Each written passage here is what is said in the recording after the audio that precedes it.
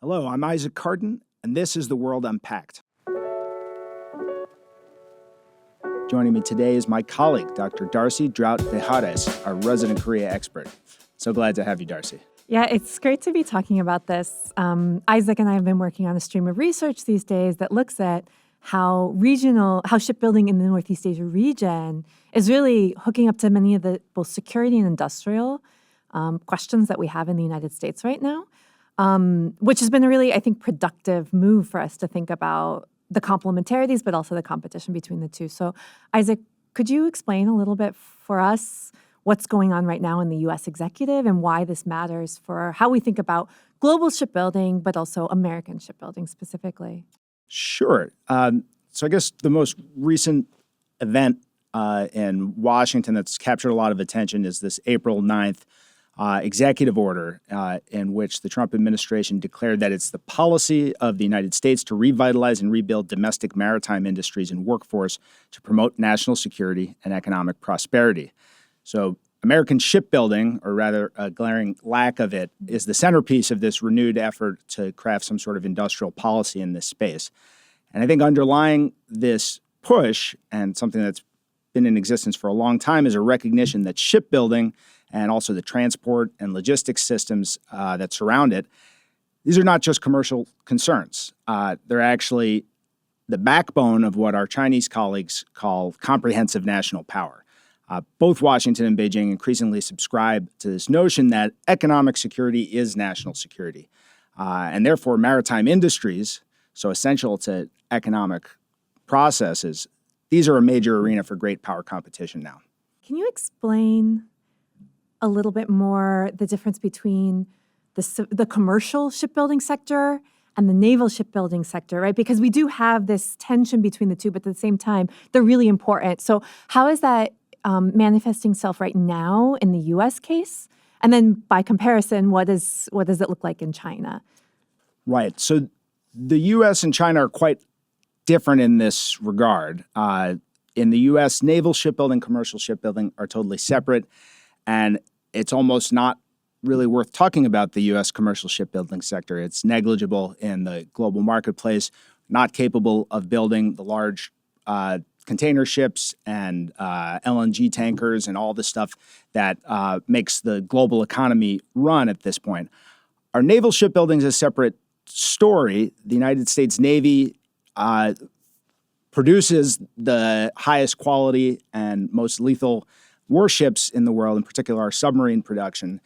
But the rate of that production and its relationship to the national security demands that the executive, as well as in particular, the Department of the Navy, has put on that shipbuilding base, have shown themselves to be quite inadequate to the task. The U.S. naval fleet, our battle force fleet, is now smaller than the PLA Navy, the People's Liberation Army Navy, which is the Chinese fleet. In terms of numbers of ships, it still has an important advantage in terms of the total tonnage and, again, in the quality of these vessels.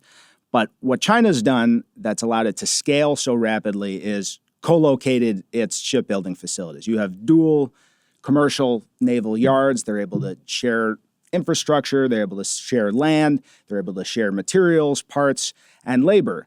And that's something that China didn't create, but that it's done, or rather didn't innovate that idea about co-locating commercial and naval shipbuilding, but it's done it at a scale and with a level of integration and a level of centralized support for this integrated system that has never been seen before. And we'll get to talking about Korea and the example that they've given in that regard.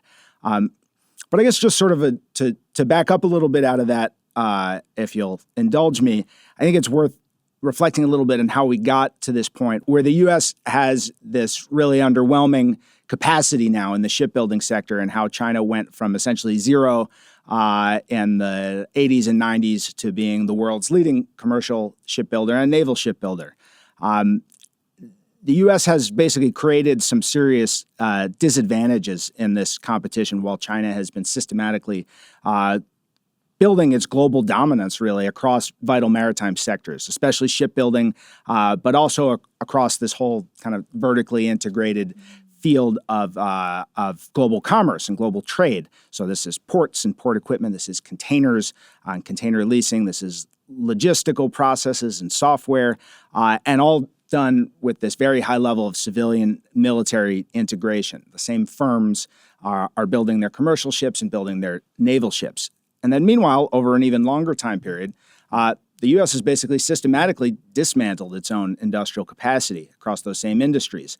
It's outsourced it to more efficient producers, first in Japan and then in Korea, and now to a quite extraordinary degree, given the national security implications of the shipbuilding base, to China itself.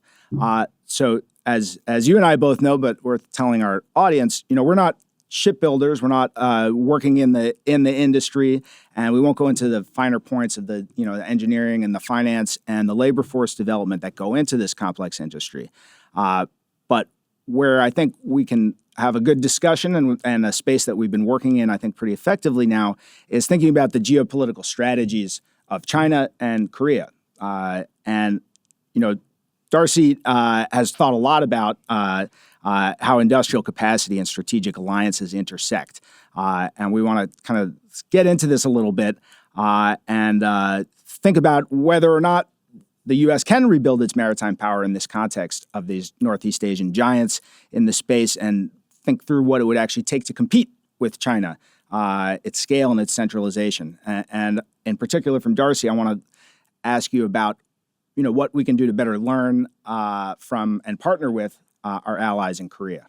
Sure. Yeah, that's a really good question, because I think that, as you mentioned, right now, the American shipbuilding industry is quite anemic for a variety of reasons. I think on the one hand, there is a strong global division, global comparative advantage story going on, how we've let certain things kind of go by the wayside because of costs, because of material costs, because of labor costs, because of our changing workforce availability in the United States, which is something that I'm particularly interested in.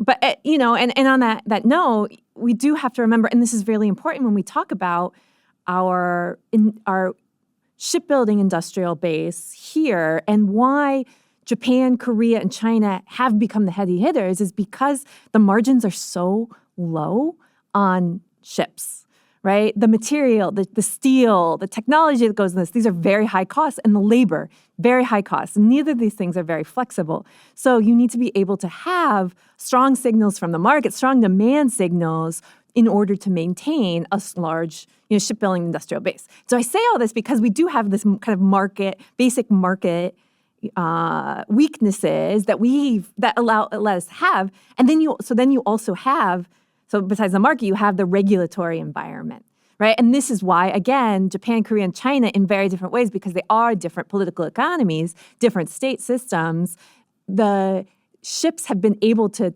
really leverage these countries' strong industrial policies. So obviously, the Chinese case really well, and how much the China is able to set prices for its own industrial base. But to a different degree, both Japan and Korea, so after China, which is the world's largest shipbuilder by volume, the next biggest companies are Japan, Mitsubishi, and then the next biggest ones are the Koreans: Hyundai Heavy Industries, Samsung Hyundai Industries, and Hanwha Ocean. And they're building, pound for pound, the best, most reliable, and the highest tech ships. So whereas China is like winning on volume, the Japanese and the Korean are really dominating this market when it comes to kind of the current and next gen, especially LNG carriers, where South Korea is really dominating over 90% of the market in these really important and essential commercial ships. And so the reason that they're able to, and again, I get really wonky. I'm writing a book right now on Korea's industrial policy, so I can go on, but it's the legacies dating back from really the post-war era, especially through the 1970s and 80s, when Korea and Japan as well transitioned to these heavy industries. And they were able to do so with strong state, private sector, not necessarily cooperation or collusion, but collaboration in setting policies, ensuring workforce development, ensuring proper subsidies. All of this was done with import substitution strategies that allowed these tech and material-dependent industries really catch up on the global stage. And so that's where, these big Korean companies that dominate, we know, Samsung, LG, we know some of those by name here, but Hanwha is another one that's really one of the biggest companies in South Korea, but has such a big global presence that we don't necessarily know about, but are really driving the Korean economy. So the story's a little bit different in China. And so maybe, there's lessons we can learn from the Koreans, but there's probably some lessons we can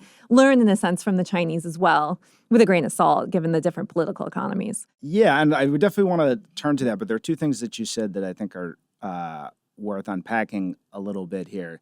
And the first, little bit of a narrow slice, you mentioned just how proficient Korea has become in producing some of the highest tech ship classes out there, commercial ship classes, LNG tankers in particular. Just a little vignette of how absurdly low the U.S. capacity is in that regard and how ill-suited our regulatory structure is for promoting the construction of such ships. The U.S. is a huge LNG producer, but because we have domestic legislation and regulation that requires shipments from one point in the U.S. to another point in the U.S. to be on a U.S. built and U.S. registered and U.S. crewed ship. This is the infamous Jones Act. That's right. A subject of a lot of hand-wringing from a strategic standpoint. Really has hamstrung U.S. capacity in a lot of ways. In order for New England to get liquid natural gas, even though it's produced at huge quantities in the United States and even on the East Coast, not just in the Gulf, they need to import it from abroad because the U.S. doesn't have U.S.-flagged, U.S.-built LNG carriers. So U.S. LNGs going out from Georgia, and it is not able to just go up to Massachusetts, where there's huge demand, and there is basically a huge price premium that we're paying for that. But it's all because we're hamstrung by a system that has not been engineered to be efficient and high capacity the way it has been in a place like Korea. The second thing you mentioned that I think is super interesting and should give us some pause when we think about what we can realistically accomplish here in the United States with an executive order and any follow-on action is that this process started in the 70s and 80s, arguably before, but at least then there's this concerted effort and this focus from governments, from private sector, from banks, to focus on these issues. And even with a much more permissive political economy, as they have there, not quite so decentralized, it's taken these many decades to do it.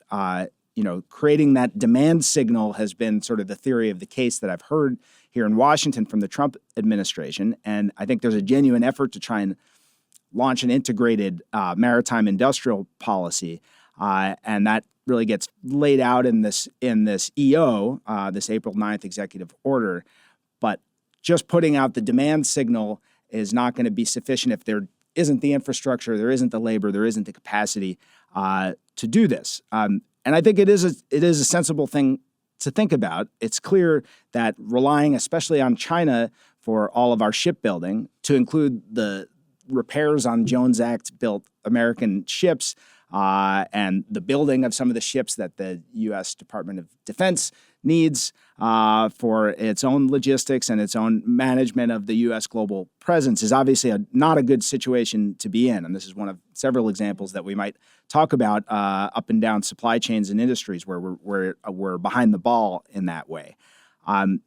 It's worth noting that this isn't just starting April 9th. I'd say the hand-wringing and the worry about the decline of the U.S. shipbuilding base has been something that in Navy circles has long been felt very acutely. In the commercial sector, in an environment of sort of unfettered globalization, I think people didn't give it all that much thought. There are a couple small outfits that benefit from the Jones Act, and there's this sort of little fishbowl of U.S. trade going around on small ships. And we've been able to find lower cost producers and been able to engage in trade on that account. Unfortunately, that it became clear over the course of the last two administrations that relationship, especially with China, was deteriorating. And so the Biden administration launched a USTR investigation brought about by a petition by American labor unions, which we can talk about a little bit, about China's unfair targeting of maritime logistics and shipbuilding sectors. And they issued a report early in the Trump administration, so there's kind of continuity in this regulatory body, and proposed some remedies.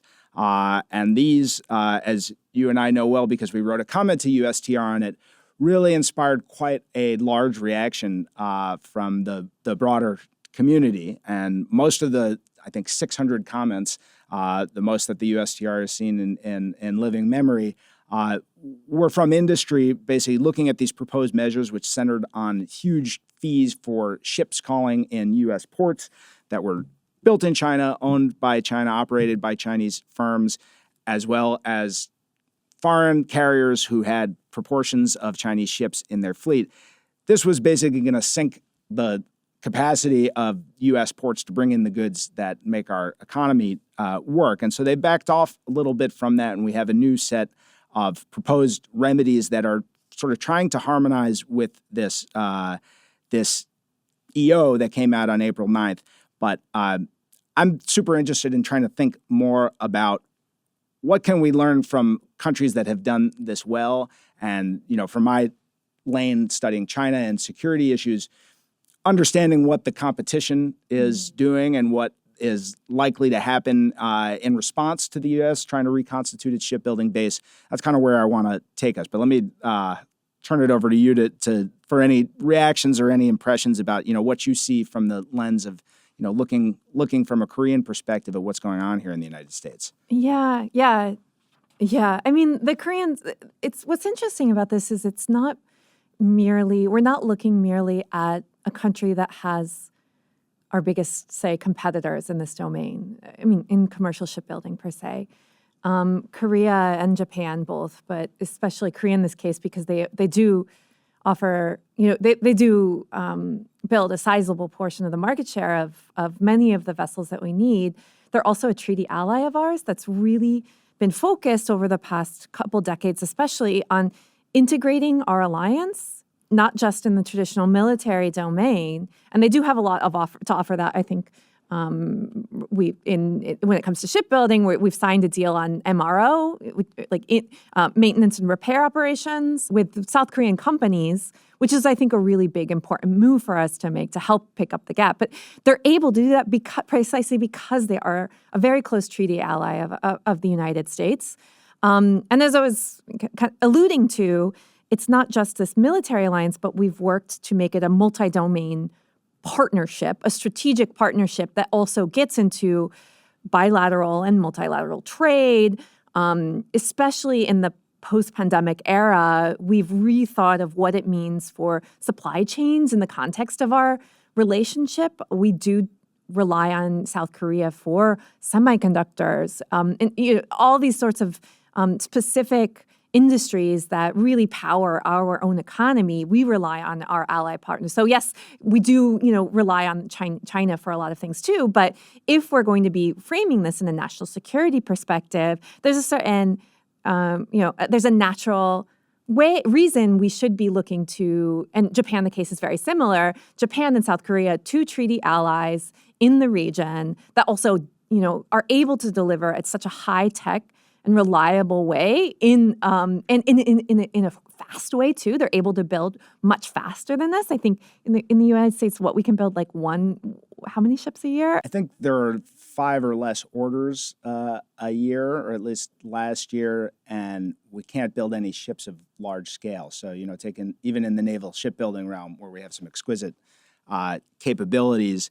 There are these new Ford-class aircraft carriers that weigh 100,000 tons, but the total capacity across all these shipyards is 70,000 tons, just on the basis of kind of material and labor and time. In naval. In the naval space, and the capacity in commercial shipbuilding is arguably even lower. Nobody other than this kind of captured small U.S. market for small-scale shipments in between U.S. ports has any incentive to produce commercial ships. And I'm just segueing a little bit. You mentioned a really important event that we probably shouldn't neglect, which is the pandemic really crystallized this idea in the minds of people who hadn't historically been focused on things like supply chains and shipping about just how much vulnerability is latent in this system and just how much we depend on these sort of smooth functioning of a globalized economy and this kind of just-in-time model for moving stuff around the world. And just looking at this from the Chinese perspective, it's real. This became a very live issue in debates in Beijing very early on in their process of deciding to globalize and integrate with the world and become the export powerhouse that they are today. And in particular, these maritime industries have been a centerpiece of Chinese industrial policy for at least 25 years. Starting in 2000, the central party and government leadership set the objective of becoming a quote-unquote maritime power. And this is a very ambitious project, and it's not only and maybe not even primarily a story about naval modernization and naval ships. That has its own logic and its own process within the Chinese military industrial base. What we see is that since that time, party planners in China are devoting more and more resources to the industries that support maritime trade and marine resource development and marine science and technology. That's what they have in mind when they're talking about maritime power predominantly. And these are some of the same components that are required to field a strong Navy.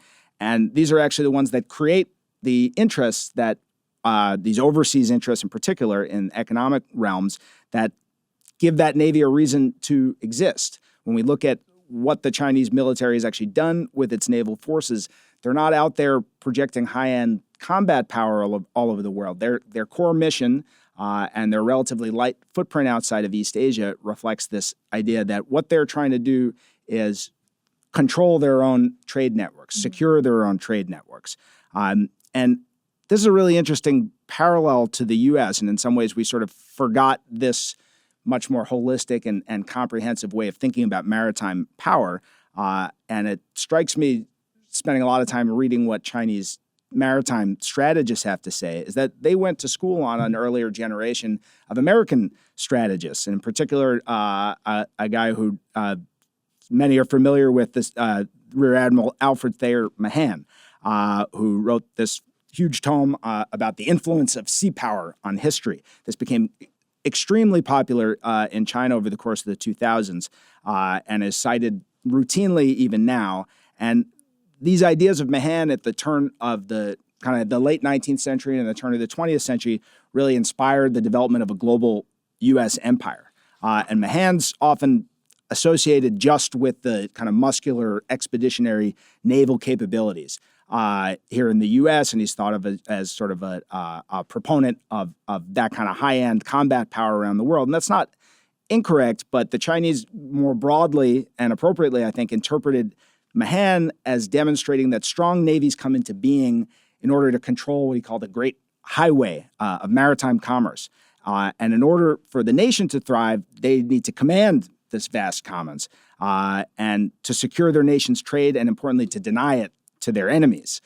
This is a very stark vision of geopolitics, and it's based on Mahan's reading of what led to the waxing and waning of different European empires. And the strong conclusion that has sort of filtered down to the Chinese industrial base, as it were, is that that industrial base is the foundation of national power, and especially shipbuilding. And in the modern era, it's not just about, pulling wood out of Burma and bringing it to shipyards in London. It is a very comprehensive industrial question, and it starts with those raw materials, starts with steel and other inputs that constitute a huge part of the cost of doing this, but all the way downstream to the super high-tech digital components and manufacturing techniques and a lot of really very, very difficult processes that are just no longer resident in the United States. You have to invest in that for a long time. And the way that China has gone about this has led to a basically unprecedented scale and pace of their development in this industry. And so we talked about, the U.S., which has 0.01% of the shipbuilding market. China had 0.01%. That's right. I think that bears 0.01. repeating. I mean, it's basically so low. It's negligible. And in 2024, China had 56% of the global commercial shipbuilding market, and trending higher. It had 74% of orders for new built ships, and so you would expect this process to continue. It's really staggering, and that kind of market share dominance extends across all the verticals in maritime industries, and this is what the USTR got really focused on. We're talking about 95% of global containers. We're talking about 86% of chassis. We're talking about 80% of ship-to-shore cranes, and this has become a big issue. There's a single Chinese firm that essentially produces all of them, ZPMC, and that's one of the items targeted in the USTR measures, and there's no substitute for it at this point. So essentially, we're just making those more costly. There's also a huge proportion of the overall global fleet that is under Chinese ownership. About 20% now, but if you start to think about who actually owns the ships, looking at the registries in Panama or Liberia is a little misleading. Chinese ship owners are now in this kind of dominant position. But before we get back to sort of how this competitive dynamic is playing out, why don't we take a quick break for a word from our sponsors? Thanks for listening to The World Unpacked from the Carnegie Endowment for International Peace. If you enjoy the show, make sure to check out other audio series and podcasts from Carnegie. Subscribe to Carnegie podcasts on popular podcast platforms such as iTunes, Stitcher, or wherever you listen to podcasts. Now back to the show. And we're back. Darcie, let's dive in a little bit more on the Korean side. What is it that we ought to be learning from them? What are some of the opportunities for partnering and collaborating with Korea at this stage? Yeah. Obviously, I'm the fellow for Korea Studies, so I'm pretty partial to learning from Korea and working with Korea for a variety of reasons. But in this case, I really do think that there's, especially in these new critical industries, not just shipbuilding. We could talk about batteries, semiconductors as well. I do that in my other work, but I think shipbuilding is one where, as you mentioned, the U.S. is so far behind on our industrial base. Labor, the financing of it is really difficult, that there's a lot of ways that we can both learn from and work with Korea. In fact, let's start with working with Korea, because that's something that we're already seeing some of that, the groundwork that from being laid. This big company, Hanwha Ocean, bought an American shipyard, Philly Shipyard, and went through last year, and they're helping rebuild what was kind of a major shipbuilding site in the United States that had kind of lagged. It was foreign-owned before, actually, too. So that it's not like all of a sudden this is something that was American-owned and that is new. It was owned by a European company before. So this is not new for a foreign company owning this particular shipyard. But we're already seeing a lot of, in the Philly region and up and down the seaboard, this company, this Hanwha Ocean, is investing to help not only revitalize our shipbuilding capability in the commercial domain in this particular area, but they're also helping with workforce development. They're helping get the welders that we need in Philly. They're actually bringing in Koreans who had been working at the Hanwha shipyard back in Korea, who had been retiring, now to train Americans to be staffing it. And that, I'm particularly interested in this workforce development because it's also where we get a lot of interest from local communities and local politicians, is getting jobs for people. And this is a skilled labor position that we've kind of seen gone by the wayside because of the way that our American industrial base has transferred. In fact, South Korea is juggling with this too. That's an important thing for us to be learning from South Korea. A perhaps inconvenient truth right now is that the ships that South Korea is building is also built from migrant labor. So mostly coming from Southeast Asia. In fact, South Korea is also building shipyards in Indonesia to kind of get closer to the source of the labor that they're needing. So the labor component to this is something that we also need to be working on, both as we're thinking about the Hanwha Philly shipyard in particular, but our industrial base more broadly. So how do we do that? We do that by looking what Korea has done. Its government education development programs. That's probably pretty difficult right now in the United States. But in this case, it also needs to be led by the private sector. And so that's why this Korean company, Hanwha, and others, as well as American companies, can be an important part of that story by helping reach out to local colleges, technical training institutes, community colleges, even down to the high school level, to try and generate interest for what could be a new avenue for work for careers in the United States. So that's an important, I think, component to this that we need to think about. The other thing that's important about the Korean case, and we're starting to get to now with the current White House and its EO, and the fact that it has a shipbuilding desk in the national security right now is an indication that we are kind of moving toward an industrial policy for our maritime base. And so there's the commercial as well as the naval component to this. I'll leave the latter for you to talk about, but this can't be done without strong signals, not just from the market, but from the U.S. government to set policy that allows for these deals to be made, number one, to get the kind of foreign investment that we need to rebuild American shipyards, right? And so the Koreans are one, but there's others that can be helpful. Europeans have several investors that I think also would be prime candidates for this. But also in conducting maybe not a long-term, but certainly a midterm goals to build back shipyards across the country. And that becomes an interesting political question for us then, too, because now the White House can signal to the legislative branch that this is something that can be trickling down to local communities. So I'm thinking particularly in the Northeast, but also the Gulf states, California, the West Coast. There's a lot of things that could be built out that I think we can also be learning from. In this sense. So in this case, we need to have a strategic case for integrating our supply chains in building ships, everything from steel to workforce development to the actual product itself. And this requires then, secondly, a disciplined industrial policy, something that's getting both executive branch, legislative branch, and the military, the defense sector, both private industry as well as the DoD to buy into this. So that requires a bigger, I think, midterm strategy. It doesn't have to be long-term, I think, but it can't be a 1 or 2 year thing. It definitely needs to be 5-10 year down the road. Yeah, this sounds like a very heavy lift, and 5 or 10 feels optimistic to me, particularly in light of the labor issues that you noted. You're talking about a generational process. That's right. Skilling up the workforce, this is assuming that there's the infrastructure and the demand for American-produced ships at whatever cost they're going to be able to produce. That's something that takes a really long time, and it's really good to see that this process is starting in kind of a trickle where, it's not an unskilled type of labor. This requires a lot of training and apprenticeships, and increasingly the use of very high technologies. There's also a lot of automation increasingly getting involved, and that's Pandora's box that we won't open now, but perhaps we can talk about it in other contexts.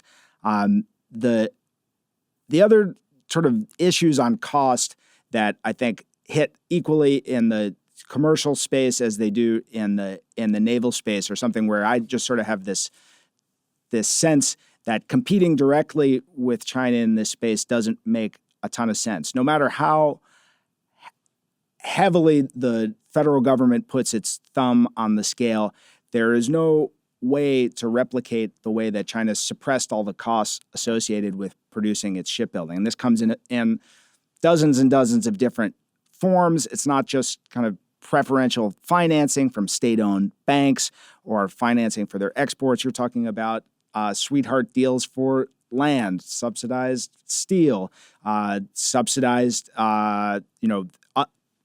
inputs into the system that we don't even know the true cost in China, and that's why they've been able to sort of pull the rug out from under Korea, which not so very long ago was the world's leading shipbuilder. So unless we envision a U.S. industrial policy where the central government or the federal government is going to become more like a central government like we see in China with this sort of unfettered authority to kind of tip the scales and to make costs not an issue, what we have to do is think about how do you invite private capital into this space? And so it's not just getting that foreign direct investment. It's also going to be getting the technology, and it's going to be getting the expertise, and this is going to require a type of nimbleness and flexibility and kind of broadness of our thinking about how this industrial policy can work. And, some of the ideas that are floating around out there about how you could capture some of that value, of course, is looking to Korea or even to China for this idea of fusing your military and commercial industrial base. There's certainly a huge amount of interest in the defense industrial base and sort of significant amount of focus from the legislative branch on supporting that.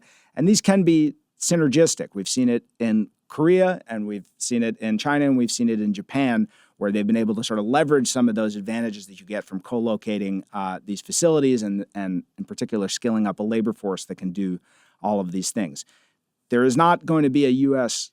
analogy to the military-civil fusion that China has pulled together there and kind of putting in the same firm this technology sharing and having it essentially directed to particular technological areas that are deemed to be high value. But I think just to maybe bring us to a close for now, and we're going to be working in this space, and hopefully we'll be able to share some of the fruits of our labor in the near future. I guess I'm curious, just as sort of a lightning round question, what do you think is the most urgent thing that the U.S. government or the U.S. private sector or any part of our system that really wants the U.S. to succeed in shipbuilding? What do you think the most urgent thing, or maybe two things, that we ought to be doing now? Well, the one thing that in our research, I've been talking to government and some of the private sector on this, and the biggest thing is the refrain that I keep hearing is the lack of demand signal.